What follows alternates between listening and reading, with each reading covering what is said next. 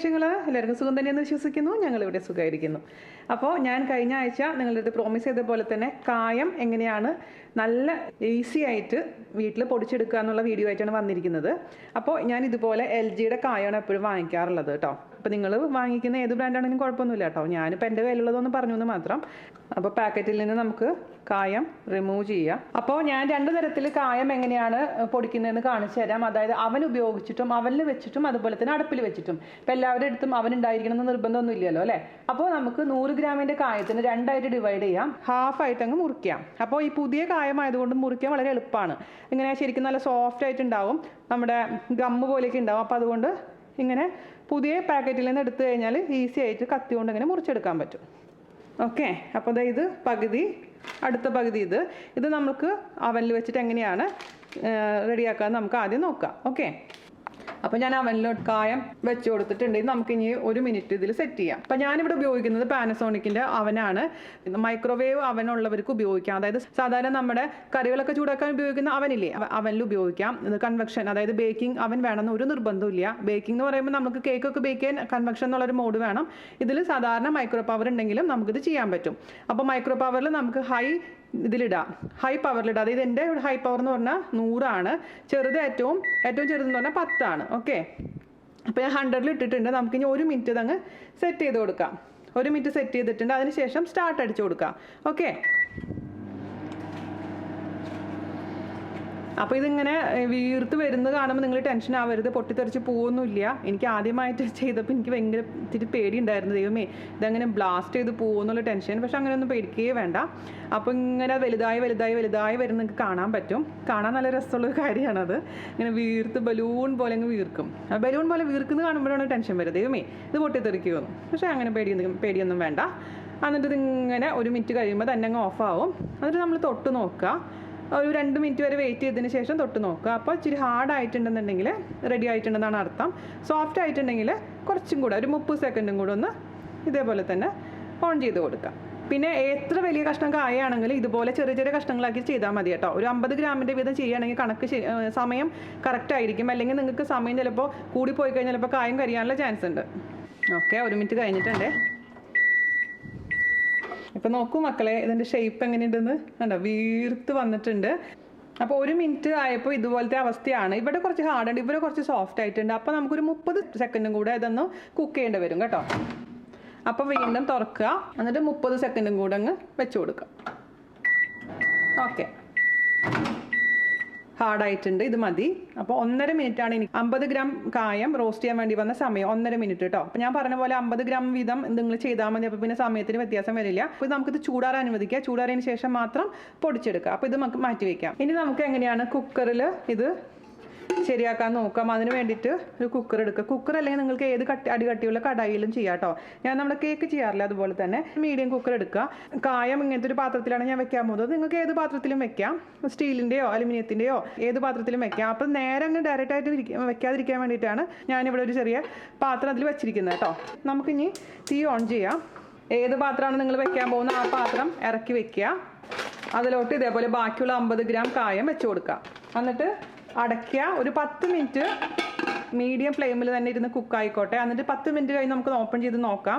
Ready ആയിട്ടില്ലെങ്കിൽ വീണ്ടും നമുക്ക് അടച്ചു വെച്ചിട്ട് ഇതേപോലെ അങ്ങ് കുക്ക് ചെയ്തെടുക്കാം. വെയിറ്റ് റിമൂവ് ചെയ്തോളൂ. പിന്നെ കുറേ പേര് പറയുന്നൊരു പരാതിയാണ്, ഈ പറഞ്ഞ പോലെ കായത്തിൻ്റെ പാക്കറ്റ് തുറന്നു കഴിഞ്ഞിട്ടുണ്ടെങ്കിൽ ഇതങ്ങ് ഭയങ്കരമായിട്ട് ഹാർഡായിട്ട് മാറും. പിന്നെ സാമ്പാറിലൊക്കെ എടുക്കാൻ വലിയ പ്രയാസമാണ്, അടിച്ച് പൊട്ടിക്കേണ്ടി വരും. അത് അടിച്ച് പൊട്ടിച്ചിട്ടുണ്ടെങ്കിൽ തന്നെ അടുക്കളയിലെ പല ഭാഗത്തേക്ക് അങ്ങ് തെറിച്ചു പോകും, മിസൈൽ പോലെ. എനിക്ക് കൂടെ സ്ഥിരം പറ്റാറുള്ളതാണ്. ഇപ്പോൾ ഞാൻ എന്താ ചെയ്യുന്നതെന്ന് വെച്ച് കഴിഞ്ഞാൽ നമ്മുടെ സാമ്പാറിലേക്കൊക്കെ കായം ഇതുപോലെ കട്ടക്കായം ചേർക്കുന്നതാണ് ഏറ്റവും ടേസ്റ്റ്. അപ്പോൾ എന്ത് ചെയ്യേണ്ടതെന്ന് വെച്ച് കഴിഞ്ഞാൽ ഇതുപോലെ ഫ്രഷ് ആയിട്ടുള്ള കായം പാക്കറ്റിൽ നിന്ന് പൊട്ടിച്ച ഉടനെ തന്നെ അതിനെ ചെറിയ കഷ്ണങ്ങളാക്കി, അതായത് നമ്മൾ സാമ്പാറിലേക്ക് എത്ര കഷ്ണം വേണം, എത്ര വലിപ്പം വേണം നമുക്ക് ഏകദേശം അറിയാലോ. ഇതുപോലെ അങ്ങ് മുറിക്കുക.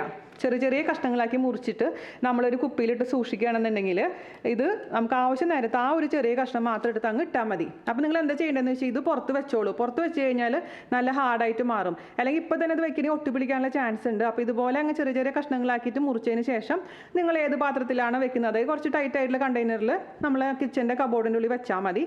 അങ്ങനെയാണ് ഞാൻ കായം സാമ്പാറിന് വേണ്ടിയിട്ടൊക്കെ മുറിച്ച് സൂക്ഷിക്കുന്നത്. അപ്പോൾ ആ സമയത്ത് നമ്മൾ സാധനങ്ങളൊന്നും അന്വേഷിച്ച് നടക്കേണ്ടി വരില്ല. എനിക്ക് മിക്കവാറും പറ്റിയിട്ടുള്ളതെന്ന് വെച്ചാൽ ഇങ്ങനെ അടുക്കള മുഴുവനും വൃത്തികേടാവും, ഇങ്ങനെ പൊട്ടിത്തെറിച്ച് പോവുത് നമ്മൾ എന്തെങ്കിലും സാധനം കൊണ്ട് ഇങ്ങനെ അതിൻ്റെ മുകളിൽ അടിക്കുമ്പോൾ. അപ്പോൾ ഇതുപോലെ കഷ്ണങ്ങളായിട്ട് മുറിക്കുകയാണെങ്കിൽ നമ്മുടെ പരിപാടി സംഭവം ഈസി അല്ലേ? എങ്ങനെയുണ്ട് ഐഡിയ? ഈസി അല്ലേ? അപ്പോൾ അതുപോലെ ചെയ്താൽ മതി. അപ്പോൾ ഒരു ട്രിക്ക് നിങ്ങൾക്ക് കിട്ടിയാലോ? ഇത് പലർക്കും അറിയാവുന്ന കാര്യമായിരിക്കും, പക്ഷേ പുതിയ കുട്ടികൾക്കൊന്നും പലർക്കും ഇങ്ങനത്തെ കാര്യങ്ങൾ അറിയില്ല. അതുകൊണ്ടാണ് ഞാൻ ഇങ്ങനെയൊക്കെ പറഞ്ഞു തരുന്നത് കേട്ടോ. ഓക്കെ, അപ്പോൾ നമുക്കിത് മാറ്റി വയ്ക്കാം. പിന്നെ നിങ്ങൾക്ക് ഒരു വ്യത്യാസം കൂടെ ഞാൻ ഒന്ന് കാണിച്ചു തരാം. ഒരു 50 ഗ്രാം കായം ഞാനിങ്ങനെ തുറന്ന് വെച്ചിട്ടുണ്ടായിരുന്നു. നല്ല ഹാർഡായിട്ടുണ്ടായിരുന്നു, കല്ല് പോലെ ഇരിപ്പുണ്ടായിരുന്നു. പക്ഷേ നമ്മൾ ആദ്യം ചെയ്തിട്ടുണ്ടായിരുന്ന സോഫ്റ്റ് ആയിട്ടുള്ള കായാണ് ചെയ്തിട്ടുണ്ടായിരുന്നത് അല്ലേ? അപ്പോൾ ഹാർഡായിട്ടുള്ള കായം നമ്മൾ 1 മിനിറ്റ് റോസ്റ്റ് ചെയ്തപ്പോഴേക്കിനും ഇത്ര വലുതായിട്ടങ്ങ് വന്നു. 1 മിനിറ്റ് കൊണ്ട് തന്നെ നല്ല കട്ടി ചെയ്യും. അതേസമയം നമ്മൾ സോഫ്റ്റ് ആയിട്ടുള്ള കായാണ് ആദ്യം വെച്ചിട്ടുണ്ടായിരുന്നത്. അപ്പോൾ അത്ര അങ്ങ് വലുതായില്ല, എനിക്ക് 1.5 മിനിറ്റ് വേണ്ടി വന്നു ഇത് നല്ല കട്ടിയായിട്ട് വരാൻ. അപ്പോൾ എനിക്ക് തോന്നുന്നു നിങ്ങൾ ചെയ്യുമ്പോൾ നിങ്ങൾ ആദ്യം തന്നെ കായത്തിൻ്റെ പാക്കറ്റ് വാങ്ങിച്ചിട്ട് 2 കഷ്ണമായിട്ട് മുറിക്കുക. അതായത് 100 ഗ്രാം ഇതിൻ്റെ വാങ്ങിച്ചിട്ട് 2 കഷ്ണമായിട്ട് മുറിച്ചിട്ട് കുറച്ച് നേരം പുറത്തേക്ക് വെക്കുക. പുറത്ത് വെച്ച് കഴിഞ്ഞാൽ നിങ്ങൾ നല്ല കല്ല് പോലെയാവും. അതിനുശേഷം 50 ഗ്രാം കായം ഞാൻ ഇതുപോലെ പറഞ്ഞ പോലെ തന്നെ ഈ ഒരു പാത്രത്തിൽ വെച്ചിട്ട് അവനിൽ വെച്ച് 1 മിനിറ്റ് കൊണ്ട് റെഡി ആയി കിട്ടും. അതാണ് കുറച്ചും കൂടി നന്നായിട്ട് എനിക്ക് പേഴ്സണലി ഫീൽ ചെയ്തിട്ടുള്ളൊരു കാര്യം. അപ്പോൾ നിങ്ങൾക്ക് വേണമെങ്കിൽ രണ്ടും ട്രൈ ചെയ്ത് നോക്കാം. ഞാൻ പറഞ്ഞ പോലെ തന്നെ സോഫ്റ്റ് ആയിട്ടുള്ളതും ട്രൈ ചെയ്ത് നോക്കൂ, കുറച്ച് ഹാർഡായിട്ടുള്ള കഷ്ണം എടുത്ത് ട്രൈ ചെയ്ത് നോക്കൂ. അപ്പോൾ നിങ്ങൾക്ക് ഡിഫറൻസ് മനസ്സിലാക്കാൻ പറ്റും. അപ്പോൾ ഇതാണ് കുറച്ചും കൂടെ ഞാൻ പ്രിഫർ ചെയ്യുന്നത് കേട്ടോ. അപ്പോൾ നമുക്ക് ഇനി അടുപ്പിലും കൂടെ റെഡി ആയി കഴിഞ്ഞാൽ ഇതങ്ങ് പൊടിച്ച് വെക്കാം. അപ്പോൾ ഇതും നമുക്കൊരു 10 മിനിറ്റ് ഞാൻ ഇതേപോലെ മീഡിയം ഫ്ലെയിമിൽ വെച്ച് ബേക്ക് ചെയ്തിട്ടുണ്ട്. നല്ല കല്ല് പോലെ ഇരിപ്പുണ്ട്. ഇതും ചൂടാറിയതിന് ശേഷം നമുക്കങ്ങ് എന്ത് ചെയ്യണം? പൊടിച്ചെടുക്കണം കേട്ടോ. അപ്പോൾ ചൂടാറാൻ അനുവദിക്കുക, ഇതിൽ നിന്ന് മാറ്റാം. ഏറ്റവും സേഫ് കുക്കറിനേക്കാളും നല്ലത് പാത്രത്തിൽ വെക്കണം. അപ്പോൾ നിങ്ങൾക്ക് കാണാൻ പറ്റും. കുക്കറാണെങ്കിൽ ഇടയ്ക്കിടയ്ക്ക് തുറന്ന് നോക്കണം. അപ്പോൾ നിങ്ങൾ ഒരു വലിയൊരു കട്ടിയുള്ള പാത്രത്തിൽ ഇതുപോലെ തന്നെ താഴെ ഒരു റിങ് വെക്കുക, അതിനുശേഷം ഒരു പാത്രത്തിൽ വെക്കുക. അപ്പോൾ നമുക്ക് ഇടയ്ക്ക് ആ മൂടി ഗ്ലാസ്സുള്ള മൂടിയാണെങ്കിൽ പ്രത്യേകിച്ച് മുകളിൽ നിന്ന് കാണാൻ പറ്റും, അല്ലെങ്കിലും ഈവൻ തുറന്ന് നോക്കാൻ എളുപ്പമായിരിക്കും, കുക്കറിനേക്കാളും നല്ലത്. അപ്പോൾ അങ്ങനെ ചെയ്ത് നോക്കിക്കോളൂ. ഒരു 10 മിനിറ്റെങ്കിലും നമ്മൾ വെക്കണം, പക്ഷേ ചൂട് കൂടുതൽ വെക്കാൻ പാടില്ല. ലോ ടു മീഡിയം ഉള്ള ഫ്ലെയിമിൽ വെച്ചാൽ മതി. അപ്പോൾ പിന്നെ കരിഞ്ഞൊന്നും പോകില്ല. അപ്പോൾ ഇത് നമുക്ക് ചൂടാറിയതിന് ശേഷം അങ്ങ് എന്ത് ചെയ്യണം? പൊടിച്ചെടുക്കാം. അപ്പോൾ നമ്മുടെ ഈ കായത്തിൻ്റെ ചൂട് നന്നായിട്ട് ആറിയിട്ടുണ്ട്. അപ്പോൾ ഇത് എന്താ ചെയ്യേണ്ടതെന്ന് വെച്ചാൽ ആദ്യം തന്നെ നന്നായിട്ടൊന്ന് പൊടിക്കുക. അതിന് ശേഷം മിക്സിയിലെ ജാറിലിട്ട് പൊടിച്ചാൽ മതി. ഇതിങ്ങനെ തന്നെ ഇത്രയും വലിയ കഷ്ണം നമുക്ക് എന്തായാലും മിക്സിയിലെ ജാറിലിട്ട് പൊടിക്കാൻ പാടില്ല എന്നല്ല, അങ്ങനെ ചെയ്തിട്ടുണ്ടെങ്കിൽ മിക്സിയുടെ ജാറിൻ്റെ ബ്ലേഡ് നന്നായിട്ട് അങ്ങ് കേടായി പോകും. ബ്ലേഡ് കേടായിപ്പോൾ അതുകൊണ്ട് ആദ്യം തന്നെ ജസ്റ്റ് നമുക്കിതിനൊന്ന് ചെറിയ കഷ്ണങ്ങളാക്കി തട്ടി കൊടുക്കാം. ഒരു അലുമിനിയം ഫോയിലോ എന്തെങ്കിലും ഒരു, അല്ലെങ്കിൽ ഈവൻ പേപ്പർ ആണെങ്കിലും കുഴപ്പമില്ല കേട്ടോ. വൈറ്റ് പേപ്പർ, ന്യൂസ് പേപ്പർ എടുക്കണ്ട, ഒരു വൈറ്റ് പേപ്പർ എടുത്തിട്ട് അതിൻ്റെ മുകളിലോട്ട് ഈ സംഭവം അങ്ങ് വെച്ച് കൊടുക്കുക. എന്നിട്ട് ഇതങ്ങ് മടക്കുക. അതിൻ്റെ മുകളിൽ നമുക്ക് എന്തെങ്കിലും കട്ടിയുള്ള, എനിക്കിപ്പോൾ ഇവിടെ നമ്മുടെ ചമ്മന്തിയൊക്കെ പൊടിക്കുന്ന ഇതിൻ്റെ കുഴയുണ്ട്, അത് വെച്ചിട്ട് നമുക്കിങ്ങനെ ആക്കി കൊടുക്കാം. അതുപോലെ നമുക്ക് പൊട്ടിച്ച് കൊടുക്കാം. ഏറ്റവും നല്ലത് വല്ല പ്ലാസ്റ്റിക്കിൻ്റെ കവർ ഉണ്ടെങ്കിൽ അതായിരിക്കും നല്ലത്. ഇതിങ്ങനെ പൊട്ടിപ്പോകാനുള്ള ചാൻസ് ഉണ്ട്. ഞാനൊരു പ്ലാസ്റ്റിക്കിൻ്റെ കവർ എടുക്കട്ടെ, അതായിരിക്കും നല്ലത്. ഒരു സിബ്ലോ കവറിൽ ഇതങ്ങ് ഇടുക. എന്നിട്ട് സിബ്ലോ കവർ ഇങ്ങനെ അടച്ചിട്ട് അതിൻ്റെ മുകളിൽ ഇതേപോലെ തന്നെ എന്ത് ഈസിയാന്ന് നോക്കൂ പൊടിച്ചെടുക്കാൻ. വേണ്ട പൊടി ചെയ്താണ്. ഇനി ഇത് നമുക്ക് മിക്സിയുടെ ജാറിലിട്ടതിന് ശേഷം അങ്ങ് നന്നായിട്ട് നൈസായിട്ട് പൊടിയായിട്ട് അങ്ങ് പൊടിച്ചെടുക്കാം. അപ്പോൾ ഇതുപോലത്തെങ്കിലും ആക്കിയിട്ടുണ്ടെങ്കിൽ നമുക്ക് ഈസി ആയിട്ട് പൊടിച്ചെടുക്കാൻ പറ്റും. മിക്സിയുടെ ജാറിലോട്ട് നമുക്ക് ഇതങ്ങ് ഇട്ട് കൊടുക്കാം. അപ്പോൾ ഇത് നന്നായിട്ട് അങ്ങ് പൊടിച്ചിട്ട് ഞാൻ കൊണ്ടുവരട്ടെ. അതിന് ശേഷം വേണമെങ്കിൽ അരിച്ചെടുക്കാം. ഞാൻ അരിക്കാറൊന്നുമില്ല കേട്ടോ, അതിൻ്റെ ആവശ്യമൊന്നും എനിക്ക് തോന്നിയില്ല. അപ്പോൾ നല്ല നൈസായിട്ട് അങ്ങ് പൊടിച്ചെടുക്കാം. അപ്പോൾ നല്ല നൈസായിട്ട് പൊടിച്ചെടുത്ത് കൊണ്ടുവന്നിട്ടുണ്ട്. കണ്ടോ? നോക്കി എന്താ വാസന എന്നറിയാം ഇവിടെ. ഇനിയിപ്പോൾ ഇത് നമുക്ക് അടച്ചുറപ്പുള്ള ഏതെങ്കിലും ഒരു പാത്രത്തിലോട്ട് അങ്ങ് ഇട്ട് സൂക്ഷിച്ച് വെക്കുക. അപ്പോൾ ശരിക്കും പറഞ്ഞാൽ ഞാൻ പറഞ്ഞ പോലെ ഒരു 50 ഗ്രാം പൊടിച്ച് വെക്കുന്നതായിരിക്കും ഏറ്റവും നല്ലത്. ഇത് കുറേ ദിവസത്തേക്ക് ഉണ്ടാവും. ഒരു 100 ഗ്രാം പൊടിച്ച് വെക്കേണ്ട ആവശ്യമൊന്നുമില്ല. അപ്പോൾ നമ്മളൊരു പാക്കറ്റ് കായം വാങ്ങിക്കുക, 50 ഗ്രാം എടുത്തിട്ട് ഇതുപോലെ അങ്ങ് പൊടിച്ച് വെക്കുക, 50 ഗ്രാം ചെറിയ കഷ്ണങ്ങളായിട്ട് മുറിച്ച് വെക്കുക. അപ്പോൾ അത് നമുക്ക് നമ്മുടെ സാമ്പാറിലേക്ക് ഉപയോഗിക്കാൻ പറ്റും. ഇത് ബാക്കിയുള്ള കാര്യങ്ങൾക്ക് ഉപയോഗിക്കാൻ പറ്റും. എങ്ങനെയുണ്ട് ഐഡിയ?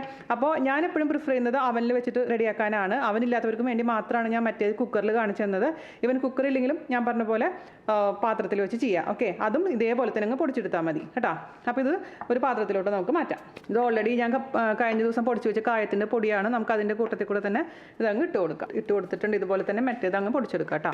അപ്പോൾ ഇത്രയുള്ള പരിപാടി ഈസിയാണ്. അതേസമയം എന്താ പറയുക, നിങ്ങൾക്ക് നല്ല വാസനയുള്ള കായം നമ്മുടെ കറികളിലൊക്കെ ഉപയോഗിക്കാൻ പറ്റും. ഇഷ്ടപ്പെട്ടു എന്ന് വിശ്വസിക്കുന്നു. എല്ലാവരും തയ്യാറാക്കി നോക്കുക. അതിനുശേഷം എനിക്ക് ഫീഡ്ബാക്ക് പറയാൻ മറക്കരുത്. ഇന്നിപ്പോൾ അവിക്കുട്ടൻ്റെ പരീക്ഷ തുടങ്ങി. ഇന്ന് മലയാളമാണ്. പരീക്ഷ എഴുതാൻ പോയിട്ടുണ്ട്. ഉണ്ട്. ഞാനിപ്പോൾ ആ സമയം കൊണ്ടാണ് വീഡിയോ എടുക്കുന്നത്. അപ്പോൾ ഇതേപോലെ ചെറിയ ചെറിയ വീഡിയോസ് ആയിട്ട് വരാനാണ് ഞാൻ ഇഷ്ടപ്പെടുന്നത്. കാരണം ഞാൻ പറഞ്ഞില്ലേ, മക്കൾ പരീക്ഷയ്ക്ക് പ്രിപ്പയർ ചെയ്യുമ്പോൾ പിന്നെ വലിയ വലിയ വീഡിയോസ് ഒന്നും എടുക്കാനുള്ള സമയം എനിക്കുണ്ടാവില്ല. അവർ വീട്ടിലുള്ള സമയത്ത് അവർക്ക് ഇഷ്ടപ്പെട്ട ആഹാരമൊക്കെ ഉണ്ടാക്കി കൊടുക്കുക. പിന്നെ ചെറുതിനും എക്സാം ആണ്, അപ്പോൾ കുറച്ച് ബിസി ആയിരിക്കും. അപ്പോൾ അടുത്ത അടിപൊളിയായിട്ടുള്ള വീഡിയോ ആയിട്ട് നാളെ ഉച്ചയ്ക്ക് 1:30 ദുബായ് സമയത്ത് വരുന്നവരെ നന്ദി, നമസ്കാരം. Thank you. മറ്റേ കഷ്ണവും നമുക്ക് ഇതേപോലെ തന്നെ അങ്ങ് പൊടിച്ചെടുത്ത് വെക്കാം കേട്ടോ. ആർക്കെങ്കിലും കൊടുക്കാൻ, നൈബേഴ്സിന് കൊടുക്കാം.